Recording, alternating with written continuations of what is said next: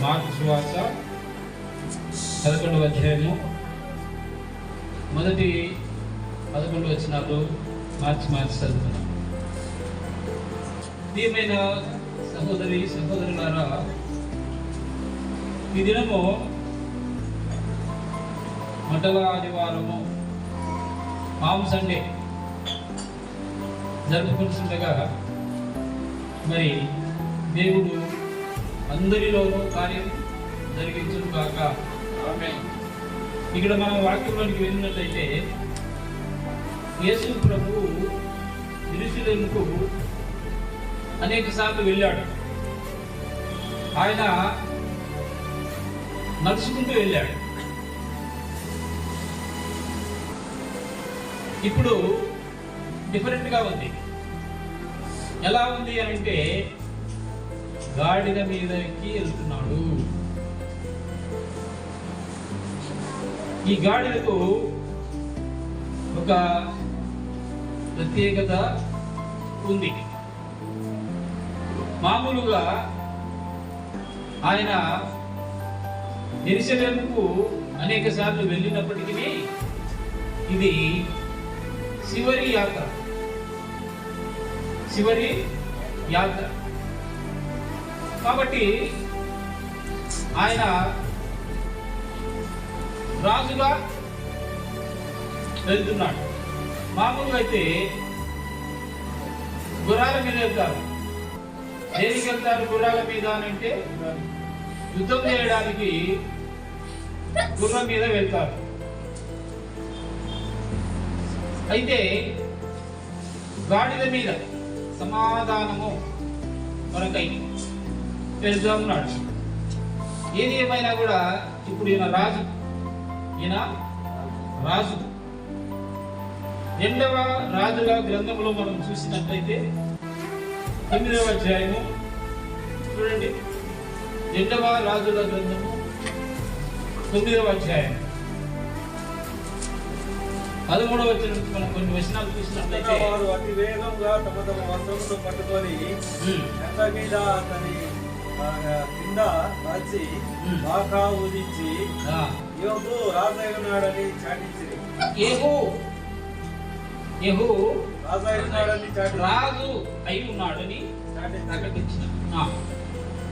ఈ ప్రకారము ఇసికి పుట్టిన యెహోషాపాతు కుమారుడైన యోబు యెహోరాము మీద కుట్ర చేయము. అప్పుడు యెహోరాము ఇశ్రాయేలు వారందరూ సిరియా రాజైన హజాయేలును ఎదిరించుటకై రామోత్గిలాదు దగ్గర కావలి ఉండి. ఇక్కడ మనం చూస్తే యెహూ రాజు అయినాడు. పట్టాభిషేకమైంది. ఆయనను ఊరేగిస్తున్నారు. ఎలా ఊరేగిస్తున్నారు? ఆయనను గాడిద మీద ఎక్కించి బట్టలు పరిచి ఆ బట్టల మీదుగా ఊరేగిస్తూ ఉన్నారు. అంటే రాజును ఊరేగించడానికి లేదా పట్టాభిషేకం చేయడానికి వాడినటువంటి వాహనం ఏది? గాడిద. కాబట్టి ఇక్కడ మనం చూస్తున్నటువంటి ఈ రాజు నీ రాజు, this king is your king. దేని మీద వస్తున్నాడు? గాడిద మీద వస్తున్నాడు. గాడిదని ఎక్కువ వస్తున్నాడు అంటే అర్థం ఏంటంటే సమాధానము, పీస్ అని చెప్పడానికి వస్తున్నాడు ఆయన. అయితే ఇద్దరు శిష్యులను పిలిచి ఆయన ఒక ఎదుటిగా ఉన్నటువంటి గ్రామానికి వెళ్ళమంటున్నాడు. బేతగే అనే గ్రామాలకు వచ్చినప్పుడు ఇద్దరు శిష్యులను పిలిచి మీరు ఎదురుగా ఉన్నటువంటి గ్రామానికి వెళ్ళండి. అక్కడ కట్టబడి ఉన్న ఒక గాడిద పిల్ల కనబడును. దాని మీద ఏ మనుషుడును ఎప్పుడును కూర్చొని ఉండలేదు. దానిని విప్పుకొని తీసుకురండి అని పంపాడు. ఎవరైనా మిమ్మల్ని ఏమైనా అయిన ఎడల ఇది ప్రభువునకు కావలసి ఉన్నది. ఎవరికట? ప్రభువునకు కావలసి ఉన్నది అని చెప్తే వారు వారిని ఏం చేస్తారట? విప్పి తోలుతారు అని చెప్పి పంపించినాడు. వారు వెళ్ళినప్పుడు అదే జరిగింది. వారు వెళ్ళి గాడిదని కూర్చున్నప్పుడు ఏమైంది? అక్కడ ఉన్న వారు అడుగుతున్నారు, ఎందుకు గాడిదని కూర్చున్నారు అనగానే ప్రభువు చెప్పినట్టుగా వారికి చెప్పినప్పుడు వారు ఆ గాడిదను విప్పి ఊరుతుంది. ఆ విధంగా ప్రభు ఆ గాడిదను అక్కడికి తీసుకొచ్చిన తర్వాత ప్రభు దాని మీద ఎక్కాడు. దాని మీద ఏమేశారు? దాని మీద వారు తమ బట్టలను దాని మీద వేశారు.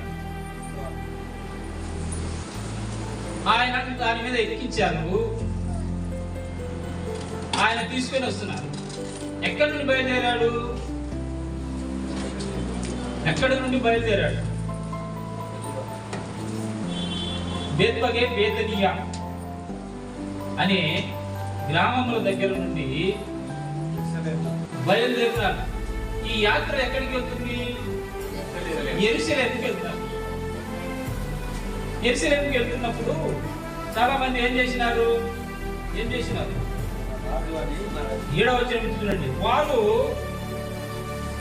ఆ గాడిద పిల్లను యేసు యొద్దకు తోలుకొని వచ్చి తమ బట్టలు దానిపై వేయగా ఆయన దాని మీద కూర్చుండెను. అనేకులు తమ బట్టలను దారి పొడుగున పరిచిరి. కొందరు పొలములో నుండి నరికిన కొమ్మలను పరిచిరి. అయితే ముందు వెళుతున్నటువంటి వారు, వెనుక వెళుతున్నటువంటి వారు ఏమంటున్నారు? జయము, హోసన్నా హోసన్నా అని అంటున్నారు. ప్రభువు పేరిట వచ్చు. ఎవరి పేరు మీద వస్తున్నాడు? మన తండ్రి అయిన దావీదు రాజ్యము స్తుతింపబడును గాక. సర్వోన్నతమైన స్థలములలో దేవునికి మహిమ. ఈ లూకా సువార్తలో కూడా మనం చూస్తాం. యేసు జన్మించినప్పుడు మరి దేవదూతలు వచ్చాక సర్వోన్నతమైన స్థలములలో దేవునికి మహిమ, ఆయనకు ఇష్టులైన మనుషులకు భూమి మీద సమాధానము కలుగును గాక. మరి ఈ రాజు యెరూషలేముకి వెళ్తున్నాడు. దేనికి? సమాధానము ప్రకటించడానికి. సమాధానంగా వారందరూ ఉన్నారని తెలియజేయడం కొరకు వెళ్తున్నాడు. ఒకవేళ గుర్రం మీద వచ్చినట్లయితే యుద్ధానికి వచ్చినట్టు. అయితే ఈసారి వచ్చేటప్పుడు, అనగా రెండవసారి యేసు ప్రభు ఈ లోకానికి వచ్చేటప్పుడు గుర్రం ఎక్కి వస్తాడు. ఏమి ఎక్కి వస్తాడు? గుర్రం ఎక్కి వస్తాడు. ఎందుకు గుర్రం ఎక్కి వస్తాడు? యుద్ధం చేయడానికి వస్తాడు. ఎవరి మీద యుద్ధం చేస్తాడు? ఎవరి మీద యుద్ధం చేస్తాడు అంటే చెడు మీద యుద్ధం చేస్తాడు. చెడు మీద యుద్ధం చేస్తాడు. రక్షణ లేక, మారు మనసు లేక, బాప్తిస్మం లేక, ఇష్టానుసారమైన జీవితం జీవిస్తున్నటువంటి వారి మీద యుద్ధం ప్రకటిస్తాడు. అంటే ప్రభువు రాకడ చాలా సమీపంగా ఉన్నది. 2 రకాల ప్రజలు ఉంటారు. ఒకరు ఆయనను ఎదుర్కోవడానికి పరలోకానికి, మధ్యాకాశంలోనికి ఎత్తపడతారు. ఆయన రాకడలో ఆయనను ఎదుర్కోవడానికి ఏం చేస్తారట? మధ్యాకాశంలోనికి ఎత్తపడతారు. మరి నమ్ముకొని వారి పరిస్థితి ఏంటి? వారి పరిస్థితి? విడువబడతారు. విడువబడి ఏమైపోతారు? శ్రమలు, మహాశ్రమలు, శ్రమలు, మహాశ్రమలు కాలేకపోతాం. కనుక ప్రభువు మనకు ఇస్తున్నటువంటి సూచనలను బట్టి ఏం చేయాలంటే రక్షణ పొందాలి. ఆయనతో కూడా పరలోకములో యుగ యుగములు ఆయనతో కూడా ఉండటానికి సిద్ధపడి ఉండాలి. అది చాలా అవసరం ప్రతి విశ్వాసికి కూడా. కాబట్టి ఇక్కడ మనం చూసినట్లయితే యెరూషలేము దేవాలయంలోకి వచ్చాడు ఆయన. అక్కడ ఏం చూశాడు?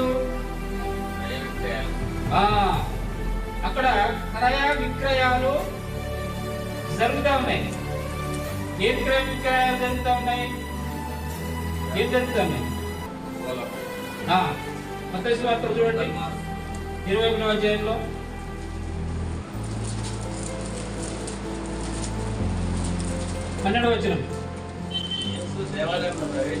యేసు దేవాలయంలో ప్రవేశించి నూకలు మార్చు వారి బల్లలను, పువ్వులమ్ము వారి పీటలను పడద్రోసి నా మందిరము ప్రార్థనా మందిరము దానిని మీరేం చేశారు? దొంగలకు గుహగా చేసి. ఇక్కడ ఆయన ప్రొసెషన్ స్టార్ట్ అయింది, వస్తుంది. ఆయనకు అందరూ స్తోత్రం చెప్తున్నారు. ఏమని చెప్తున్నారు? దావీదు కుమారునికి జయం, హోసన్నా హోసన్నా అని స్తోత్రం చెప్తున్నారు. ఎక్కడ చెప్తున్నారు? ఎక్కడ చెప్తున్నారంటే మందిరము బయట చెప్తున్నారు. మందిరము బయట చెప్తున్నారు. వాస్తవంగా చెప్పాల్సింది ఎక్కడ? మందిరం లోపల చెప్పాలి. కానీ మందిరంలో ఏం జరుగుతుంది? క్రయ విక్రయాలు జరుగుతున్నాయి, వ్యాపారం జరుగుతుంది. బయట జరగాల్సిన పని లోపల జరుగుతుంది, లోపల జరగాల్సిన పని బయట జరుగుతుంది. చూసారా? మన ఆత్మీయ విశ్వాస జీవితాల్లో చాలా మంది బయట చేయాల్సిన పని లోపల చేస్తున్నారు, లోపల చేయాల్సిన పని బయట చేస్తున్నారు. బయట ఏం చేయాలి? వాస్తవంగా వ్యాపారాలు బయట చేసుకోవాలి. ఏదైనా ఉండని వారి వారి వ్యాపారాలు బయట చేసుకోవాలి. మరి లోపల ఏం చేయాలి? దేవుని స్తుతించాలి, దేవుని ఆరాధించాలి. కాబట్టి ఈనాటికి కూడా చాలా మంది చాలా చర్చెస్ లో ఏం చేస్తున్నారు? ఎవరైనా చూసారా వ్యాపారం? ఏంటి? ఇంకా అట్టిపళ్ళు,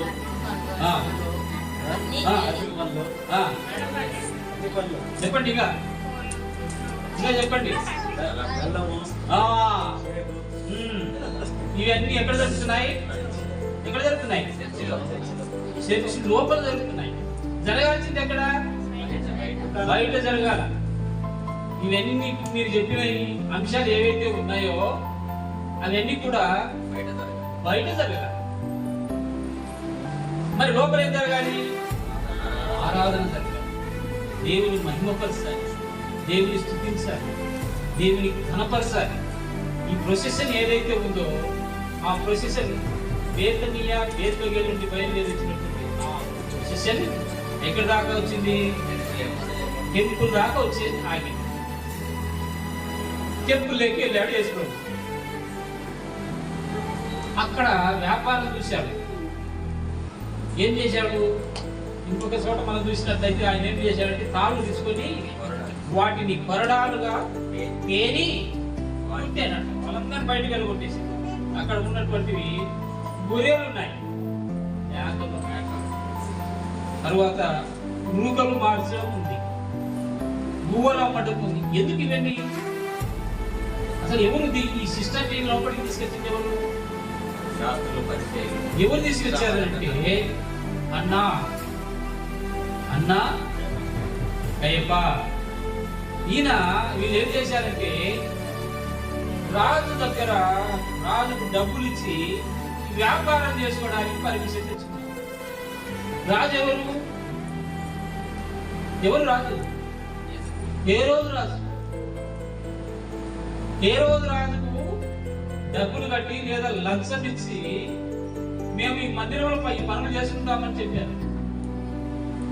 ఆ విధంగా వాళ్ళు పర్మిషన్ తెచ్చుకొని మందిరం లోపల చేస్తున్నారు. ప్రభు వచ్చి ఏమన్నాడు? ఇది నా ప్రార్థనా మందిరం, సమస్త జనులకు ప్రార్థనా మందిరం. అయితే మీరేం చేశారు? దీన్ని దొంగల గుహగా మార్చేశారు.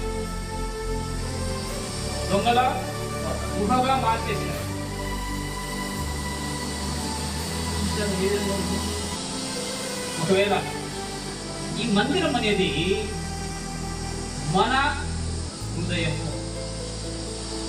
ఈ మందిరం అనేది మన హృదయముగా మనం చూసినట్లయితే నీ హృదయంలో ఏం జరుగుతుంది?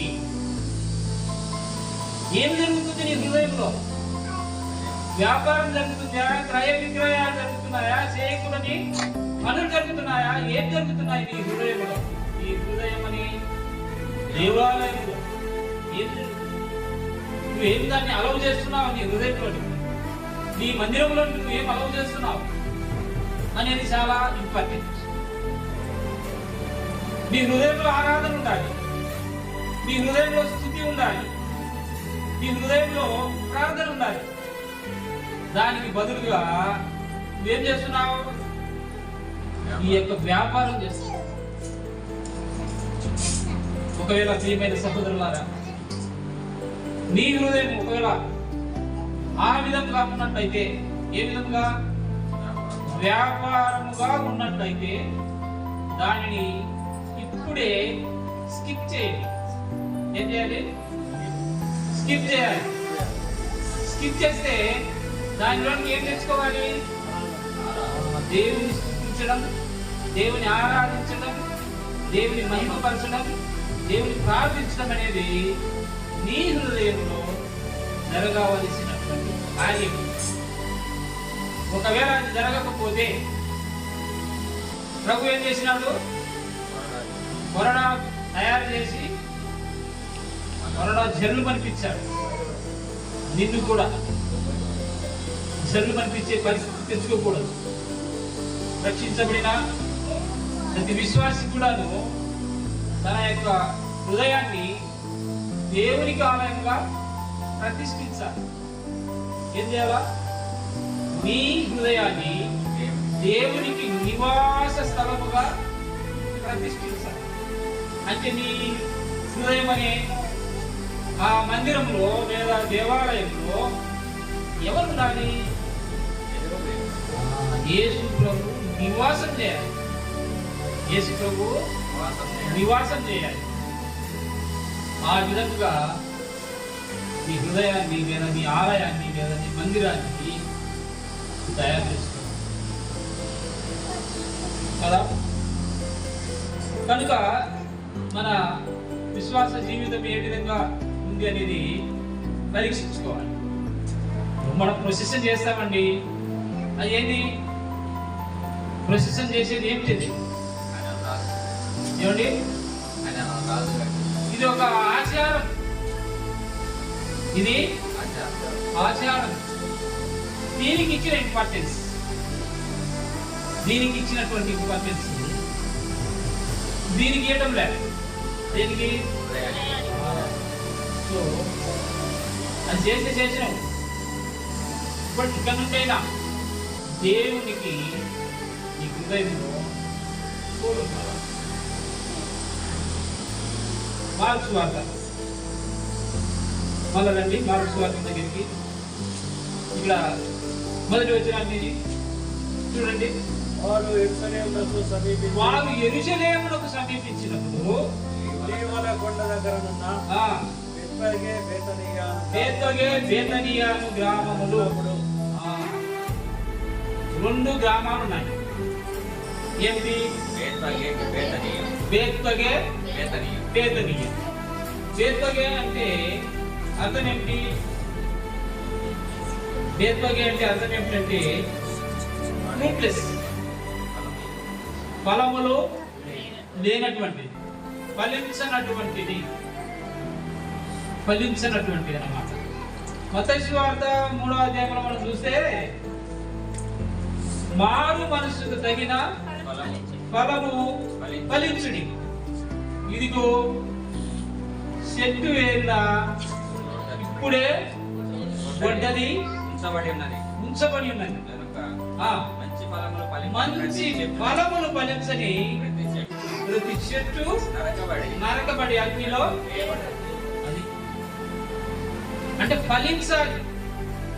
ఫలించినటువంటి దానిని ఏం చేస్తాడు? నరికేస్తాడు.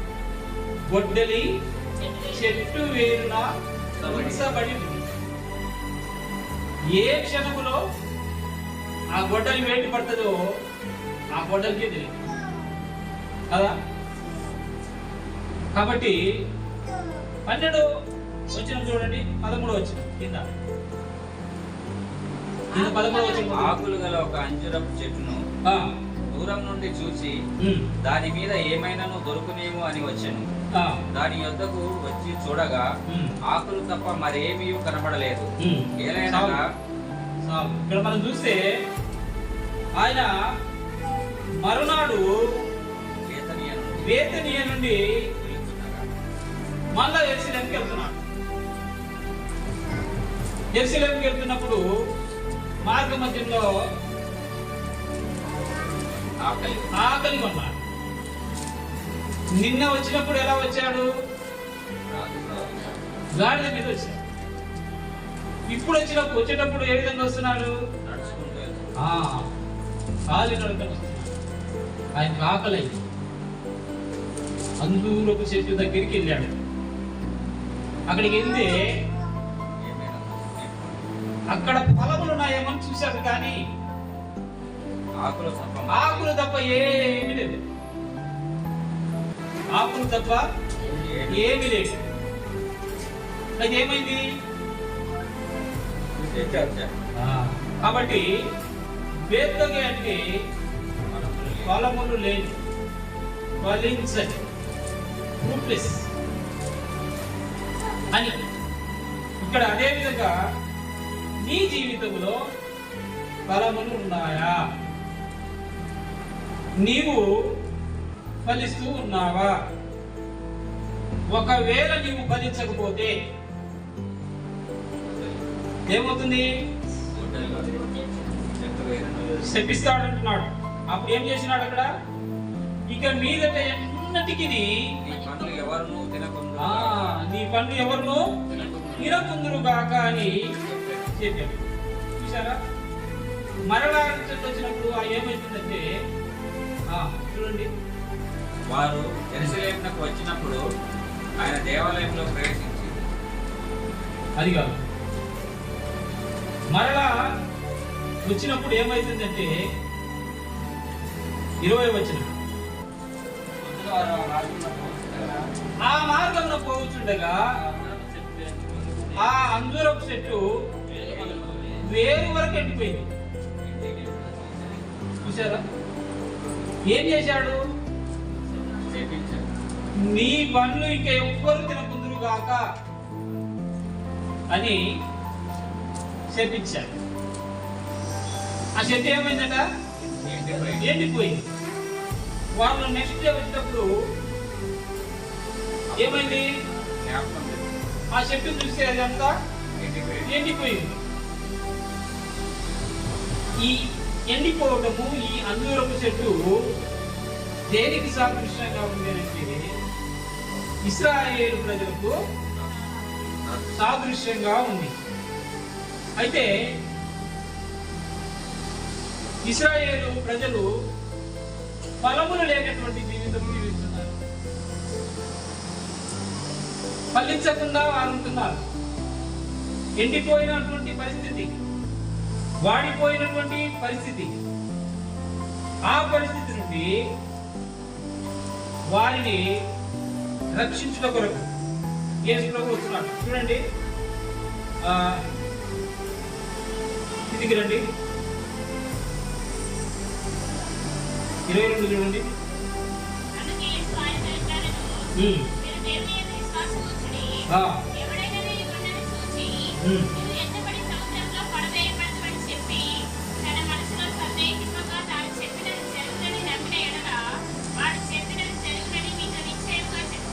అది ప్రార్థన చేసేటప్పుడు ఏం చేయాలంటే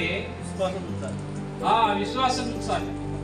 ఈ పర్వతాన్ని చూసి నీవు ఎత్తబడి సముద్రములో పడవేయబడదును గాక అనగానే అది పడిపోతుంది. ఆ విధంగా మరి విశ్వాస జీవితం కలిగి ఉండాలి, ప్రార్థనా జీవితము కలిగి ఉండాలి. అది లేకపోతే మన జీవితాలు సరి అయిన విధంగా ఉండవు అని. కాబట్టి ప్రియమైన సహోదరి సహోదరులారా, బేత్పగే అంటే ఫలించని, ఫలములు లేని అని ఇశ్రాయేలు ప్రజలు కూడా దేవుడు విసర్జించినటువంటి వారు. కింద ఉంటుంది చూడండి, 12వ అధ్యాయం 10వ వచనంలో, 12:10 పక్కనే, ఇల్లు కట్టువారు నిషేధించిన రాయి మూలకు తలరాయి ఆయను. అది కనుక ప్రియమైన సహోదరులారా, ఈ యూదులు ఇశ్రాయేల్ ప్రజలు ఏం చేసినారంటే యేసు ప్రభువును తృణీకరించినారు. They rejected Jesus Christ. దానియేలు గ్రంథంలో మనం చూస్తాం, చేతి సహాయం లేకుండా తీయబడినటువంటి రాయి. ఆ రాయి ఇంతింతై వటుడింతై అన్నట్టుగా అది వచ్చి ఏం చేసింది, ఆ యొక్క విగ్రహమును తుత్తునీయంగా చేసేసింది. కనుక తృణీకరించబడినటువంటి రాయి తలకు మూలరాయి.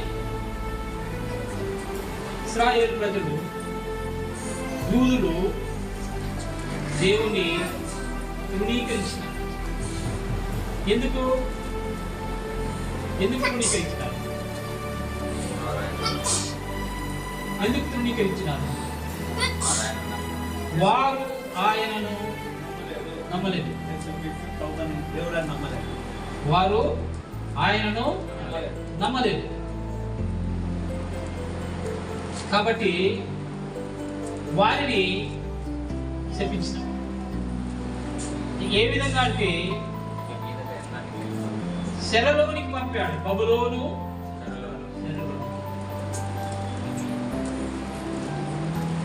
తర్వాత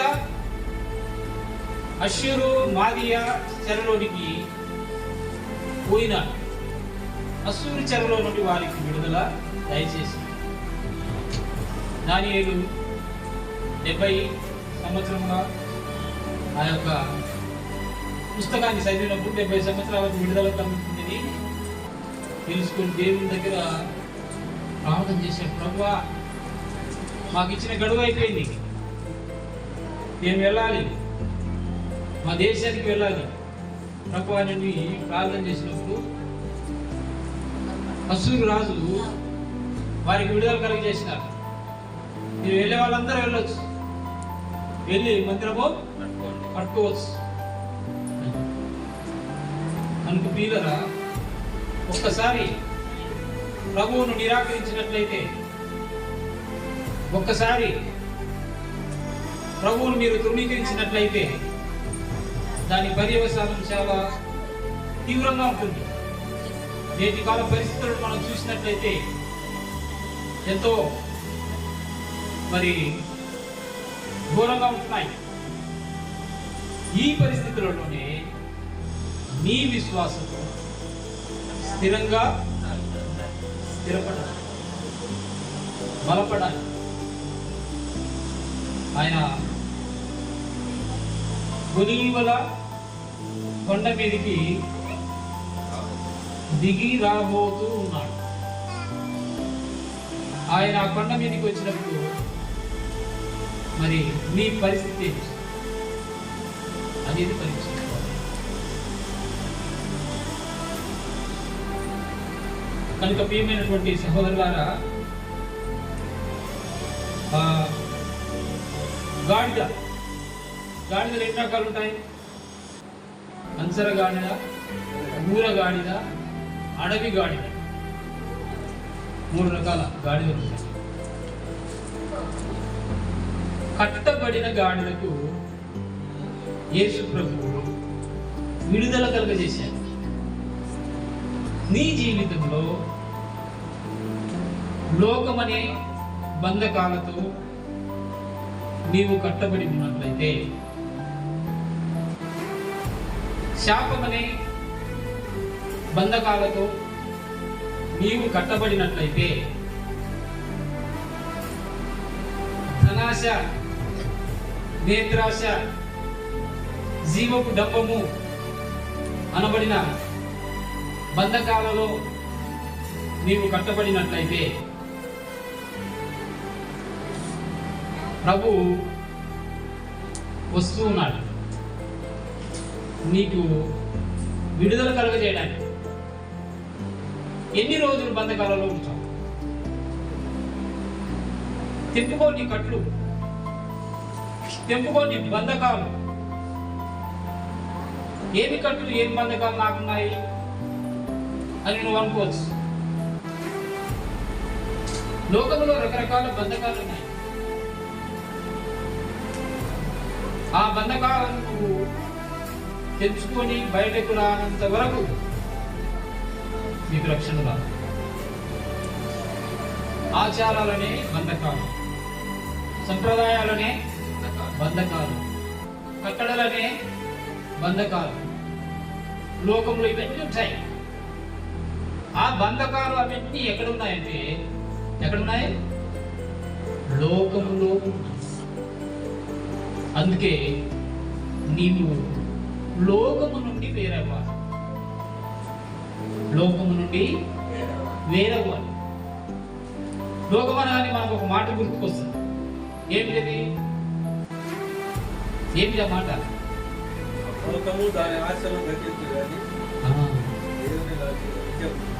లోకములో ఉన్నటువంటి ఏంటంటే శరీరాశ, నేత్రాశ, జీవపు డంబం.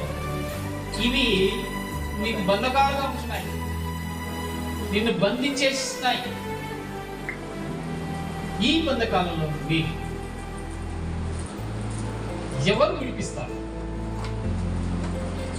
ఈ బంధకాలలో నుండి విడిపించడానికి ఎవ్వరు రాదు. వచ్చేది ఎవరో తెలుసా? యేసు ప్రభు వస్తున్నాడు. గాడిద బంధకాలనే విడిపించినటువంటి యేసు ప్రభువు నీకున్న బంధకాలు విడిపించలేడా? విడిపిస్తాడా లేదా? ఊరుగాడిద ఏం చేస్తుంది చెప్పండి? ఊరుగాడిద ఏం చేస్తుంది? ఏం చేయదా? బరువులు మోస్తుంది. ఊరుగాడిద దేనికి వాడతారు? బరువులు మోయడానికి వాడతారు. ఒకవేళ నువ్వు ఊరుగాడివేమో, లోకం బరువు మోయాల్సి వస్తుంది. మోస్తున్నావేమో పరీక్షించుకోవాలి.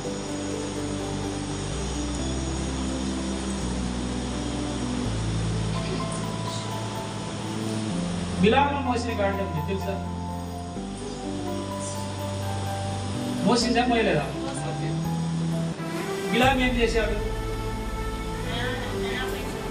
బిలాము ఏం చేసినాడు? సంఖ్యాకాండం చూడండి, 22వ అధ్యాయం. సంఖ్యాకాండము 22వ అధ్యాయం 23వ వచనం చూడండి. కొన్ని విషయాలు. ఉదయమున బిలాము లేచి తన గాడిదకు గంత కట్టి ఆ, మోయాబు అధికారులతో కూడా వెళ్ళెను. అది అతడు వెళుచుండగా ఆ, దేవుని కోపము రగులుకొనెను. యెహోవా దూత అతనికి విరోధి అయి త్రోవలో నిలిచెను. యెహోవా దూత అతనికి విరోధి ఎవరికి? బిలాము బిలాము నీకుమై త్రోవలో నిలిచి ఆ విరోధి అయి త్రోవలో నిలిచెను. త్రోవలో నిలిచింది.